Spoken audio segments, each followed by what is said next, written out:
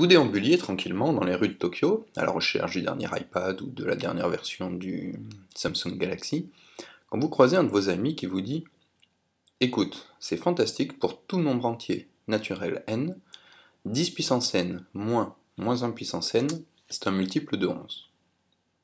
10 puissance n moins 1 puissance n est un multiple de 11, quel que soit le nombre n. » Vous arrêtez votre recherche, vous rentrez chez vous, vous vous dites « c'est pas possible, il faut à tout prix que je teste ça ». Pour n égale 0, premier test à effectuer. Donc on y va, on va calculer ce qu'a dit votre ami, 10 puissance n moins 1 puissance n, qui devient 10 puissance 0 moins 1 puissance 0, ça vaut donc 1 moins 1, soit 0. Bon, c'est pas fantastique, mais c'est bien un multiple de 11, c'est 11 fois 0. On va essayer d'approfondir un petit peu. Pour n égale 1, bon, la formule 10 puissance n moins 1 puissance n devient tout simplement 10 puissance 1 moins 1 puissance 1, ce qui donne 10 moins 1, soit 11, qui est bien lui aussi un multiple de 11. C'est 11 fois 1. On va essayer pour n égale 2. Pour n égale 2, donc, on transforme encore une fois la formule, qui devient cette fois-ci 10 au carré, moins 1 puissance 2, soit 100 moins 1, 99. Encore une fois, 11 fois 9, c'est bien un multiple de 11. Dernière petite tentative, n égale 3. La formule devient donc maintenant 10 puissance 3, moins 1 puissance 3. Et un petit calcul rapide nous donne 1001 qui, comme chacun sait, fait 11 fois 91. Alors on pourrait continuer comme ça pendant longtemps, on pourrait calculer pour n égale 4, n égale 5, ainsi de suite. Mais de toute façon, ces vérifications ne pourraient pas être considérées comme des démonstrations. On ne pourrait pas affirmer en fait que cette propriété, cette proposition, soit vraie, quel que soit l'entier naturel n. Ce seraient des tests, mais absolument pas une démonstration. Je vous propose de regarder une petite assertion, un petit résultat, qu'on va énoncer comme ça.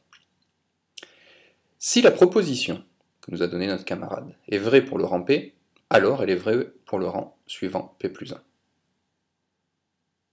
C'est-à-dire, concrètement, si je prends un rang P, peu importe lequel, je ne le connais pas, mais je vais supposer que la propriété que l'on m'a donnée soit vraie. Bon, après tout, j'ai le droit de supposer ce que je veux. Donc je suppose qu'elle soit vraie au rang P. Je vais voir ensuite si avec cette supposition, j'arrive à démontrer que la propriété fonctionne encore au rang P plus 1.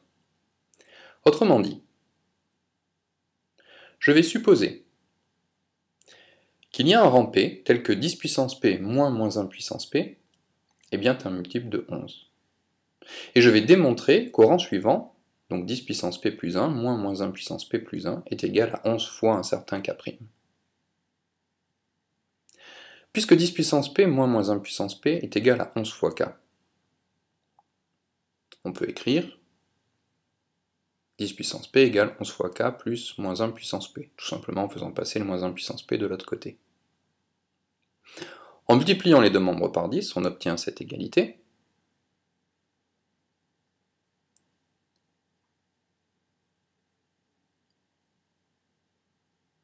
« 10 puissance P plus 1 est donc égal à 110 fois K plus 10 fois moins 1 puissance P.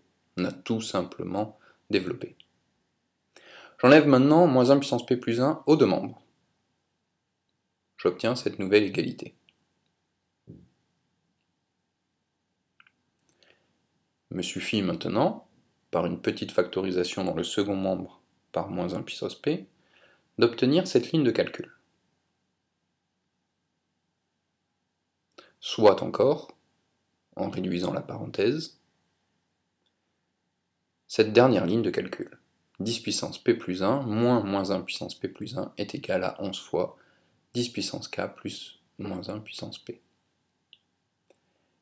Mais K est un entier.